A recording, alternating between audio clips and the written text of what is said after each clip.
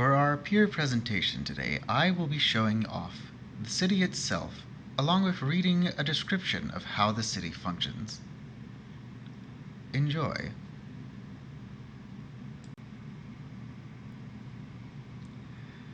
The cold of Antarctica is unappealing to most. A frozen wasteland with endless snow in all directions. Yet there is a city that exists within Antarctica. A city run by corporations and advanced technology. With nothing else around due to the environment, it is a perfect spot for an experimental city to thrive. The city is massive for something alone in Antarctica. In the center of the city lies the Phoenix Tower. It is from here that Phoenix Flame Incorporated mines and distributes thermal energy. The tower itself is very tall, reaching 1 kilometer into the air. The tower is even taller than this, however, since the base rests on top of the ocean floor beneath. Tendrils are seen all throughout the city, spreading any excess energy as warmth for free to the rest of the city. It's from here that you will find the other districts, each run by a business that resides inside of the city.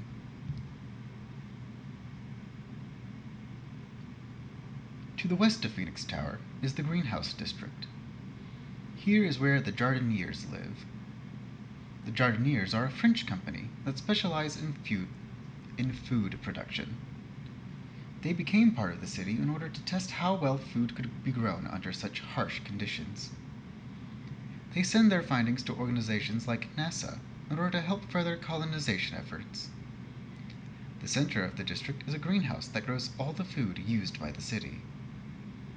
The Jardiniers charge monthly fees to the other companies for their service, with the exception of Phoenix Flame Incorporated, as they provide heat instead.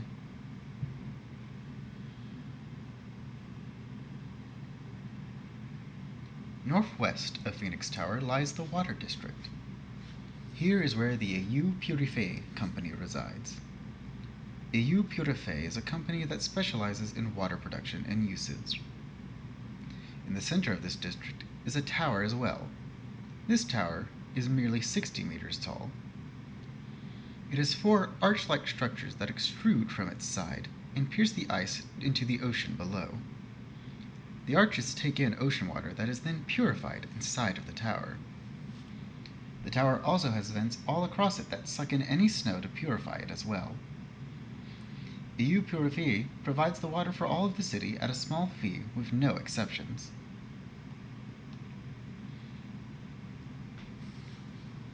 South of Phoenix Tower is the Cleaning District. Here is where the Luc Glandai is. To call them a company would be inaccurate. They are more akin to a cult that is obsessed with cleanliness. The people that live here are so obsessed that they gladly clean the entire city for no fee whatsoever. The Luc Glandai were originally comprised of Scottish immigrants looking to escape the filth of the world and saw this city as a great chance to escape. For what could be purer than the untouched Antarctica?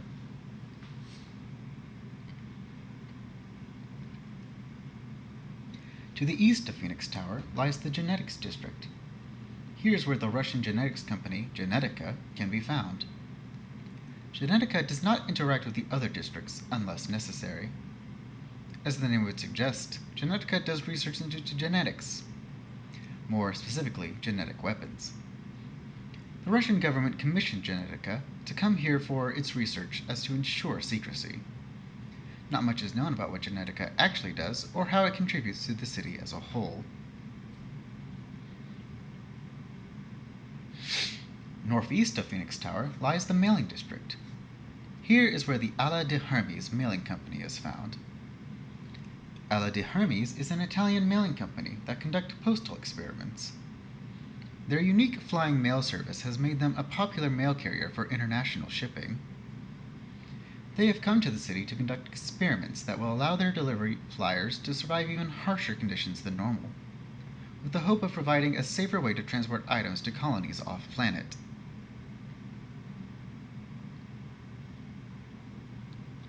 Surrounding the district is a giant security ring made and manned by the Garda di Nocta. They are the most trusted and best security company in the world. Starting in Romania, the company floors with its diligent and strict security measures while making sure their clients feel safe. Garda di Nocta was hired by Phoenix Flame Incorporated to ensure the safety of all that would live in the city and prevent anything from possibly getting out. South of the security ring are 5 giant generators. It is here that Phoenix Flame Incorporated sends and stores the thermal energy that they mine. It is then converted and stored as a consumable fuel source known as Phoenix Flame. The namesake product is then sent out to the rest of the world as a much-needed energy source. Phoenix Flame Incorporated does not charge very much for Phoenix Flame, and as such runs mostly on the founder's own money and from charity sources. Politically, the head of each company acts as the leader of each respective district. They control the rules and restrictions so long as it does not interfere with other districts. The 6 district leaders and the founder act as a governing body that meet with each other to decide on the city's needs. Each leader's vote counts as 1 point, with the exception of the founder's vote, as the founder's vote, which counts as 2. A majority vote is needed for any major changes that affect the city as a whole to occur. From the shadows, however, is the Umbra Company. Not much is known about them, and few even know that they exist. It was the Umbra Company that created and funded the city for their own purposes. Only the founder, who is the head of Phoenix Flame Incorporated, and Genetica, knows about the Umbra Company's involvement with the city. The Umbra Company's control of the city is absolute, even if unnoticed. Allow me to now introduce you to 2 of the characters who are key figures of this world.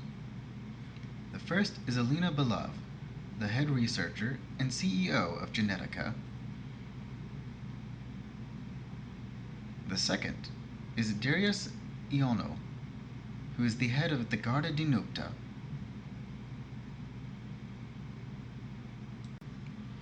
This marks the end of the peer presentation.